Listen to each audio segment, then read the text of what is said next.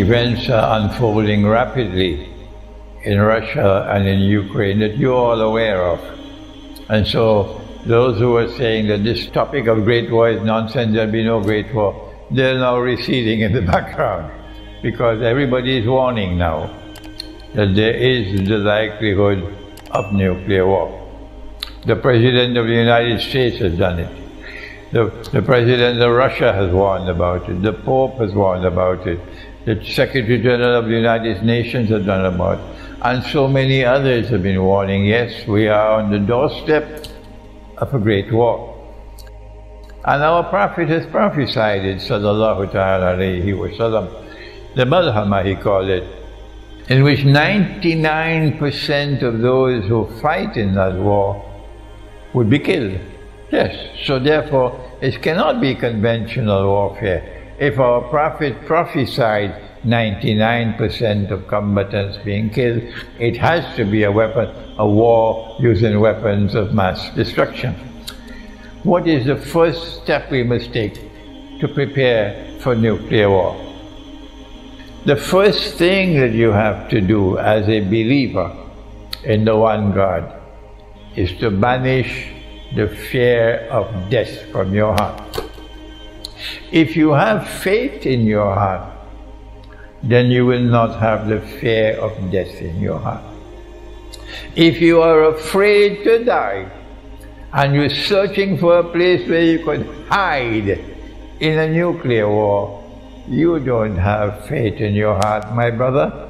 So that's my first advice. Banish fear of death from your heart. The second way to prepare, as people who follow Prophet Muhammad alayhi salatu wasalam, the second step in preparation for the Great War is to seek protection from the Quran. وَإِذَا قَرَأْتَ الْقُرْآنَ جَعَلْنَا بَيْنَكَ وَبَيْنَ الَّذِينَ لَا يُؤْمِنُونَ بِالْآخِرَةِ حِجَابًا مَسْتُورًا. This world which is waging war on Russia, this Western world, is a godless world. It's a godless world. They don't believe in a hereafter.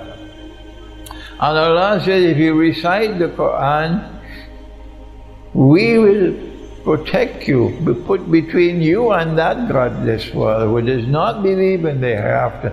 We will place a hijab which will cover you. What more do you want? When will you start reciting the Quran?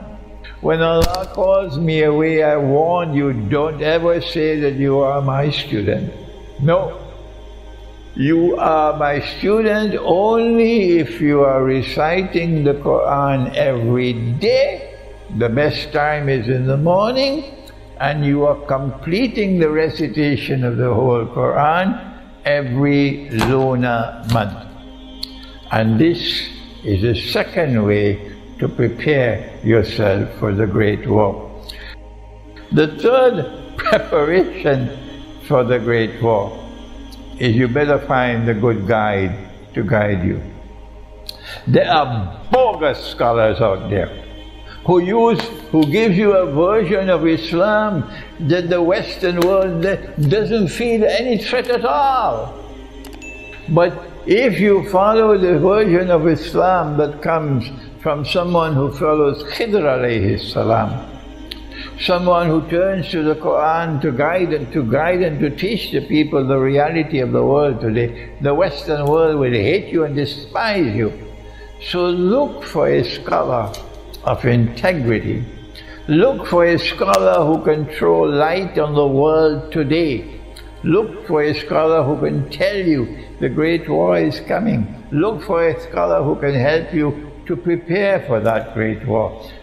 The fourth one, preparation for the Great War, is you must stock up on blankets, on warm clothing, on food which is non-perishable like canned food, stock up on water, stock up on firewood. I am stocking up on firewood. Stock up on lighters to light a fire. I have spoken a lot about this. And you will be able to get more security in the remote countryside than in the city, where there will be anarchy when there is no electricity, there is no running water, there is no supply of food. People will be fighting each other dog eat dog in the cities and breaking down your home, your doors of your home, if they suspect you have food. So get out of the cities, please, and go to the remote countryside, as I am myself doing. Now then, the last thing I want to say is to direct attention. If no nuclear war takes place, who are those who are most vulnerable? And the answer, it's women and children who have no husband, no father, no man around them to protect them. So in the same way that I've always advised, when we have a large gathering, if any event takes place that causes panic, every single man who is present must now become the protector of every woman who is present. No man must seek to escape. No. If we have to die, we die, but we must protect our women and children who are present. That is the way of Islam. So the same way that you don't rush to the door, trampling over people to escape if a fire is taking place. No! Every single man in that gathering will go and take care and protect the woman and the children. That is Islam. And so in preparing for the Great War, we must think about our sisters who are living alone. They're single. They have no husbands. They're either never married or they're divorced.